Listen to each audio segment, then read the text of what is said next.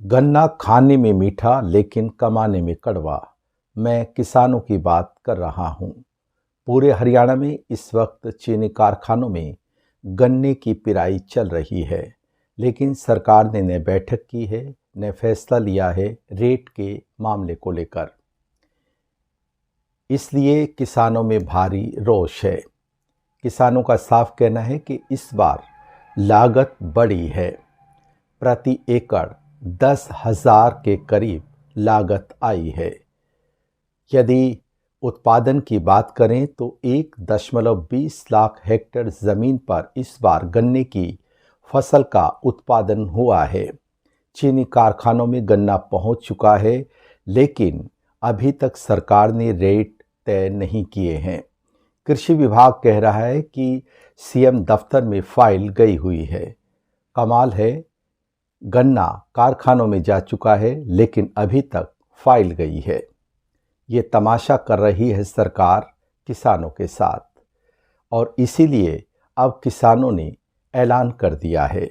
किसान नेता विनोद राणा और रामपाल चहल ने साफ कहा है कि 12 दिसंबर को चीनी कारखानों पर हम 2 घंटे का सांकेतिक धरना देंगे। तब भी बात नहीं बनी तो आगे की रणनीति हम प्रदर्शन की शक्ल में अख्तियार करेंगे। कुल मिलाकर यदि आंकड़ों की बात करें तो ये आंकड़ा जो फसल के रूप में सामने आया है, सरकार को इसकी फिक्र करनी चाहिए और रेट सुनिश्चित करना चाहिए। पंजाब इस बार आगे है। हमें पुराना रेट यानी कि हरियाणा के किसानों को 362 रुपये प्रति क्विंटल रेट फिलहाल है, लेकिन पंजाब 380 रुपये दे रहा है, जो देश का सबसे बड़ा रेट है। आप कह सकते हैं कि मिठास के मामले में हरियाणा से फिलहाल पंजाब आगे है। किसानों का साफ कहना है कि जहां डीजल के दाम बढ़े हैं, वहीं कीटनाशक दवाइयों के भी दाम बढ़े हैं। लेबर भी महंगी हुई है, इसलिए जाहिर तौर पर लागत बढ़ी है। किसानों का साफ कहना है कि 500 रुपये प्रति क्विंटल हमें रेट मिलना चाहिए, जबकि इनेलो के नेता अभय सिंह चौटाला कह रहे हैं कि 400 रुपये तो कम से कम किसानों को मिलना चाहिए।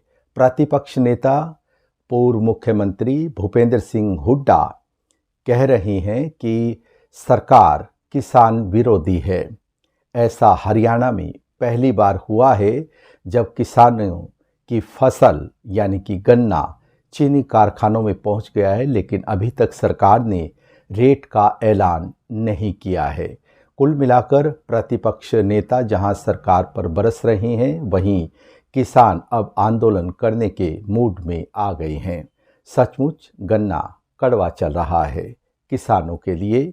हमारे लिए खाने के तौर पर भले ही गन्ना मीठा हो, लेकिन सवाल फिलहाल कड़वे हैं। जहां तक किसानों की बात है तो किसान मुंशी प्रेमचंद का हो या फिर आज़ाद भारत का, सबके सामने रेट का सवाल है, त्रासदी है। प्रेमचंद का किसान होरी और हल्कू के पास कंबल नहीं था, लेकिन पूस की रात को वह किसी तरह निकालता है, और होरी फटी मिर्जई में रात निकालता है। आज भले ही उसके पास कंबल है, रजाई है, उसका रहन सहन बदला है, लेकिन उसे नींद नहीं आ रही, क्योंकि उसे उसकी फसल का उचित रेट नहीं मिल रहा है। अभी दीपावली बीती है, हर घर के दरवाज़ों पर 2 गन्ने सजाए गए।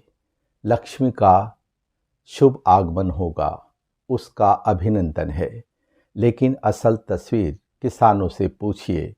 खेत गन्नों से भरा है, लेकिन लक्ष्मी के कोई दर्शन अभी तक निश्चित नहीं हुए हैं। सचमुच ये विडंबना है किसानों के साथ। इतना ही नहीं, किसान जो दिन रात कड़ी मेहनत करके फसलें देता है इस देश को, उसके लिए रेट पहले तय होने चाहिए। जब कोई खिलाड़ी मैदान में उतरता है, उसके प्रदर्शन से पहले सरकार करोड़ों रुपए की राशि का ऐलान कर देती है, फैसला ले लेती है, तो फिर किसानों के लिए क्यों नहीं? सचमुच ये बड़ा सवाल है सरकार के सामने। जबकि केंद्र में बीजेपी की सरकार है और प्रदेश में भी बीजेपी की सरकार है, बावजूद इसके फैसला अभी तक गन्ने के रेट को लेकर लिया नहीं गया। इस रूप में भी ये सवाल बड़ा हो जाता है किसानों के लिए।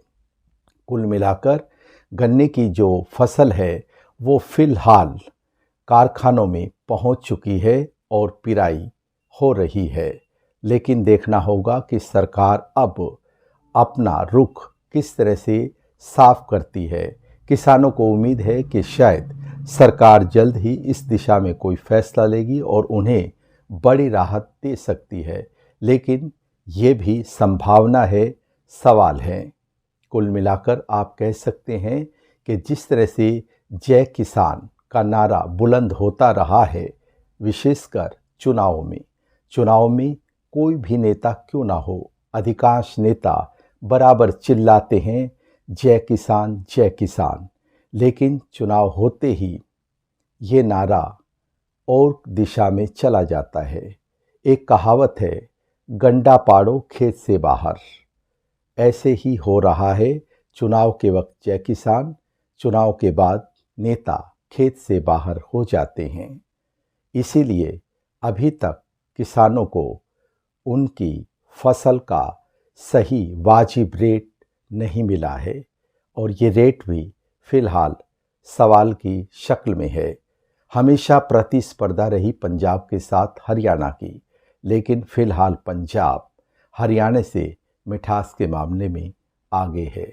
कोशिश करे हरियाणा सरकार भी कि वो भी मिठास के मामले में आगे निकले, ताकि किसानों के चेहरे पे मुस्कुराहट लौट सके और उसके गन्ने की मिठास को वो भी महसूस कर सके।